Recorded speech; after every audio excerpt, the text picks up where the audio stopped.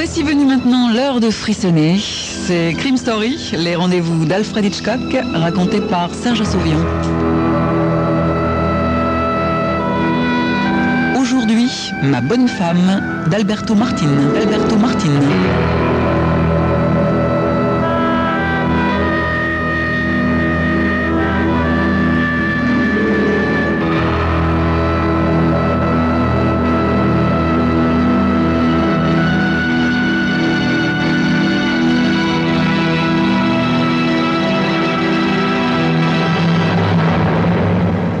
S'il faut bosser 2 fois plus qu'un autre pour payer ses études quand on n'a pas papa derrière soi, ça n'offre pas que des inconvénients.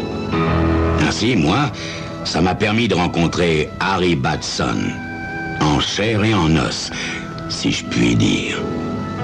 Pour avoir un jour ma place à la Cour suprême, un vieux rêve d'enfance, il me faut d'abord me payer mes études de droit, n'est-ce pas? Et même à Los Angeles, ça n'est pas donné. C'est pourquoi je travaille comme membre du département des shérifs en tant qu'officier du service de haute surveillance de la prison d'État. Oui, je sais, comme ça, au premier coup d'œil, ça en jette, hein? En fait, je fais des rondes comme n'importe quel gardien, mais avec un peu plus de responsabilité. C'est-à-dire que c'est sur mes doigts qu'on tape d'abord en cas de pépin. Mais je ne suis pas là pour discourir sur ma condition d'étudiant pauvre mais ambitieux. On est des milliers dans ce cas. Revenons donc à ce cher Harry Batson. La première fois que je le vois, il arpente sa cellule de long en large. C'est un grand type, pas moins de 2 mètres, avec des épaules assorties et des doigts comme des bûches. Vous voyez, le genre de quartier de bœuf de 135 kilos. Cela dit, en dépit du gabarit, une mollesse maladive se dégage de l'homme. Une face ronde avec des petits yeux bleus pâles, des boucles blondes, des lèvres roses légèrement humides. Moi, je le verrais bien présenter une pub pour des couches-culottes. À 29 ans, il a gardé l'apparence douce et choyée d'un adolescent trop lourd pour son âge. Tout à fait le genre de type que des femmes d'un certain âge aiment dorloter. Comme le hasard fait qu'il soit le seul détenu du quartier de haute surveillance, je m'arrête tout naturellement à hauteur de sa cellule. Il est assis sur le rebord de sa couchette en train de lire un livre de poche en croquant une tablette de chocolat aux noisettes. Un gros môme attentif et gourmand. À l'heure qu'il est, le jury, dans son procès engagé pour meurtre, délibère depuis 1 jour et demi pour savoir si, oui ou non, il a tué sa femme. Le verdict traîne en longueur et je m'attends à ce qu'il manifeste des signes de tension. En principe, chaque minute doit lui sembler un siècle. Eh bien, non. Chocolat aux noisettes et livre de poche. En me voyant approcher de sa cellule, il se redresse et vient contre la grille pour tailler une bavette. Ah, parfait, une nouvelle tête. La façon dont il tient sa barre de chocolat donne envie de croire qu'il vient de la chaparder au drugstore du coin. Je me dis que ce type n'est pas là pour une barre de chocolat, mais pour un meurtre. Bon sang, il faudra que j'apprenne un jour à ne plus me laisser sensibiliser par les apparences. Ouais, une nouvelle tête, fais-je en réprimant l'envie nerveuse de préciser que la mienne, au moins, ne risque rien. Il me scrute attentivement. Ses petits yeux, du coup, deviennent nettement moins innocents. J'étais en train de me dire que j'allais être obligé de parler tout seul, si j'avais besoin de causer. Des choses qui arrivent, Harry, dis-je en haussant les épaules. Il détourne la tête et considère sa cellule. Dites-moi, c'est vrai que ça a été la cellule de Chessman? Chessman. Un condamné bien plus célèbre que lui. C'est curieux combien certains hommes cherchent la célébrité, même au fond d'une cellule. Je l'ignore, Harry, mais ça n'est pas impossible. Il a été jugé à Los Angeles et a eu des tas de procès aux tribunaux. De toute manière, c'était bien avant mon temps, bien avant. J'ai beaucoup lu sur lui, me dit Batson. Réjouissez-vous de ne pas avoir à craindre de terminer de la même façon, Harry.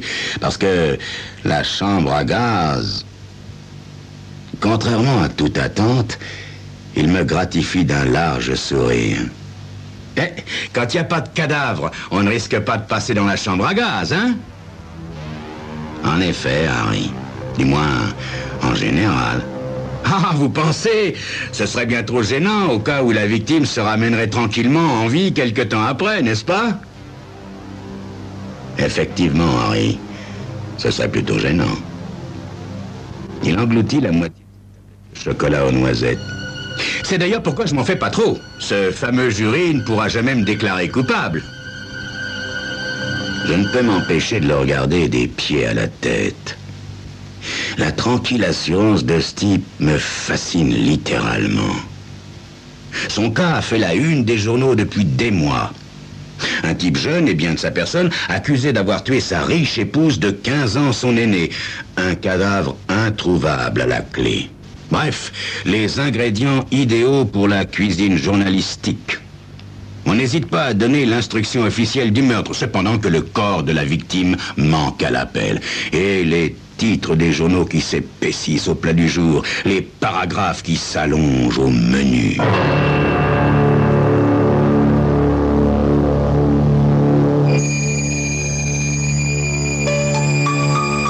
Ce colosse innocent a-t-il ou non tué sa riche épouse?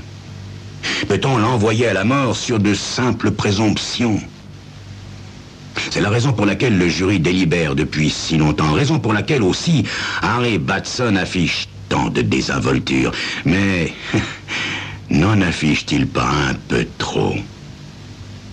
C'est ce que vous saurez dans quelques instants.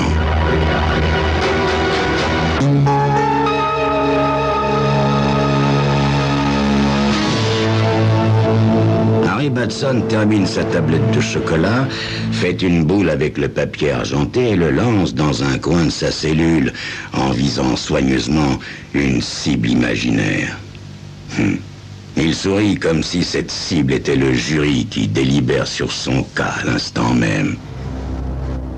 Tant d'assurance de la part d'un type dont la tête est en jeu me sidère. Ou il est innocent, ou alors terriblement sûr de son affaire. Toute l'affaire a commencé 1 an plus tôt par la découverte banale d'une voiture abandonnée dans un endroit sauvage quelque part entre Los Angeles et San Francisco. La voiture de Harry Batson. En essayant de l'avertir, les autorités se sont vite aperçues que Batson et sa femme avaient disparu aussi. Quelques efforts furent tentés pour découvrir où ils étaient passés, mais l'affaire fut vite mise de côté. Il y a des tas de choses insolites qui se passent tous les jours, bien plus intéressantes qu'une bagnole abandonnée et ses propriétaires disparus. Mais là où l'intérêt grimpa en flèche, c'est lorsqu'au bout de quelques semaines, Harry Batson reparut tout seul, émergeant des broussailles et brandissant une histoire à dormir debout. Je le regarde de l'autre côté de la grille allumer une cigarette et souffler lentement la fumée par les narines. De vous à moi, Harry, elle est vraie cette histoire que vous avez racontée aux flics? Non, je sais bien qu'il ne me dira pas le contraire, mais ça n'est pas par hasard que je suis étudiant en droit. J'aime avoir ma propre version des faits. Harry Batson soupire. Ah, ça ne sera jamais que la 1000e fois que je la raconterai, dit-il en se curant les ongles. Bien, nous sommes partis faire un tour dans la nature sur un coup de tête. Elle avait envie de quitter la ville et nous avons pris ma bagnole. Alors que nous roulions en plein bled, elle me dit que le coin est chouette et qu'elle aimerait bien faire une balade. Ok. Je me gare et nous voilà partis dans la nature sauvage du Far West. Mais le problème, c'est que Nelly et moi, on n'était pas des cow-boys. Vous voyez ce que je veux dire? Ouais. Et vous vous êtes perdus, dis-je, connaissant la réponse. En effet, on s'est perdu, tellement perdu qu'on s'est même perdu de vue. Je l'ai appelé, j'ai crié, j'ai même allumé un feu sur un rocher, pas de Nelly. Je l'ai cherché pendant des jours, vous m'entendez? C'était vraiment sauvage comme endroit, vous savez. À force d'errer au hasard, je me suis retrouvé sur une route secondaire et je me suis assis et j'ai attendu en me disant que c'était la seule chose intelligente à faire depuis 3 jours. Ouais. Et c'est alors que les flics passèrent par là. Exactement. Une patrouille. Et m'ont pris pour un vagabond. Ouais, je suppose que vous aviez l'air assez crasseux pour ça, Harry, non? Ah oui, plutôt, oui. Dites, vous vous êtes déjà baladé dans la Sierra pendant des jours en costume de sport, vous? Non. Mais j'imagine assez ce que ça peut donner. Mais on n'a jamais retrouvé votre femme, Nelly. Il se contente de hocher la tête avec lassitude. Pourtant, la police avait utilisé les grands moyens. Hélicoptère, battu, chien policier... En vain. La quinzaine qui a suivi, la police reçoit un courrier considérable et des dizaines de coups de téléphone émanant d'amis, de parents, de connaissances de Nelly. Tous doutent de l'authenticité de l'histoire racontée par Harry Batson et s'empressent d'en désigner les failles. Harry et Nelly sont des citadins indécrottables qui n'ont jamais témoigné d'intérêt particulier pour la randonnée, l'observation d'animaux sauvages ou la géologie de terrain. Bref, quel motif auraient-ils eu d'abandonner une voiture climatisée pour aller errer dans les épines et les rochers sous un soleil écrasant? Autre chose, Harry Batson a déclaré avoir vécu de baies sauvages et de racines. Comment Dieu, ce spécialiste du poker et de la planche à voile, a-t-il pu reconnaître les baies comestibles des autres? En outre, comment se fait-il qu'il n'ait pas maigri? Ses vêtements sont toujours à sa taille alors qu'il ne sait pas chasser. Pour tout dire qu'il n'a jamais été scout. De nouveaux témoignages se greffent sur l'enquête qui suit. Notre Harry a été marié et divorcé à 2 reprises. Ses ex-épouses étaient toutes 2 riches et plus âgées que lui. Toutes 2 ont demandé et obtenu le divorce pour cruauté physique. L'une d'elles a même ajouté qu'il avait volé ses bijoux en partant. Pas bon, tout ça, Henry.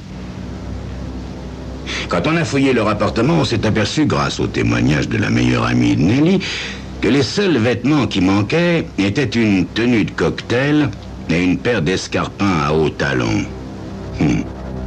Pas précisément ce qu'on porte pour affronter la Sierra. Peu à peu, la police opte pour l'hypothèse suivante.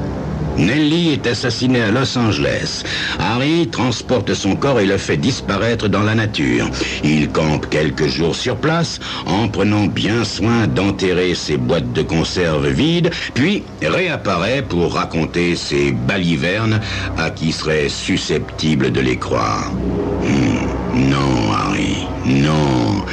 Il faut surtout pas prendre les poulets de Los Angeles pour des canards sauvages.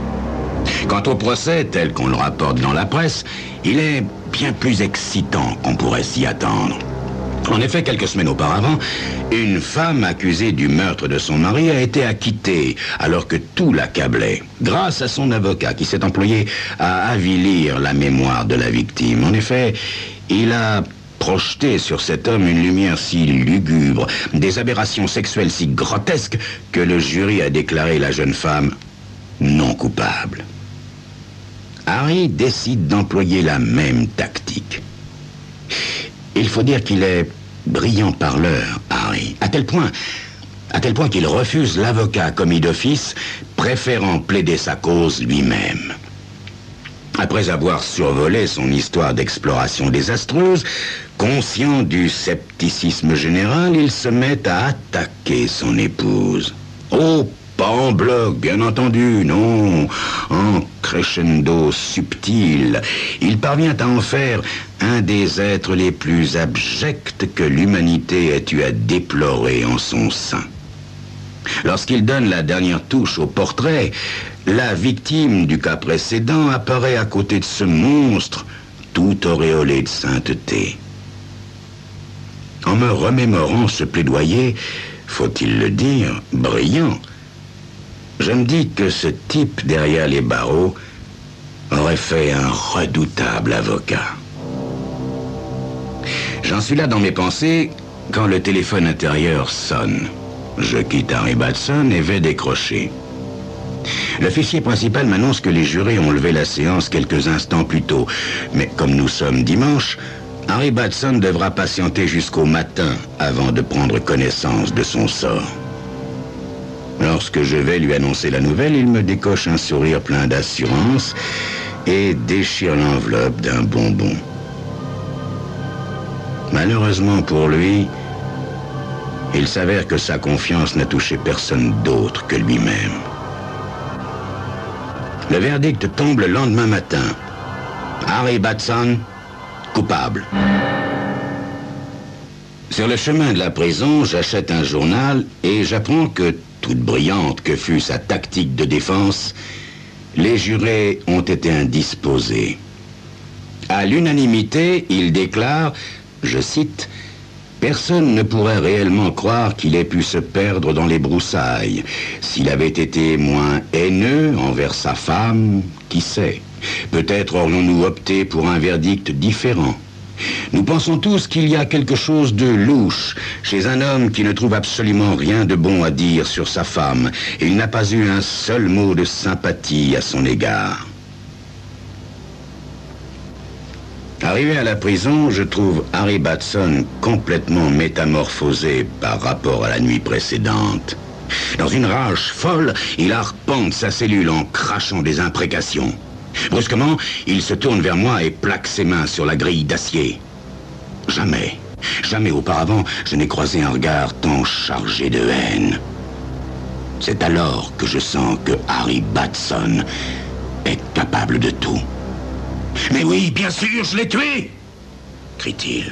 « Plus besoin de le nier maintenant. Mais être déclaré coupable pour une mauvaise raison, ça me donne envie d'exploser !» Instinctivement, je recule d'un pas. Oui, nous avons fait ce voyage dans la cambrousse. Oui, on avait bu, on a sauté dans la bagnole et on a démarré. Ensuite, je me suis vraiment perdu dans ces sacrés bois.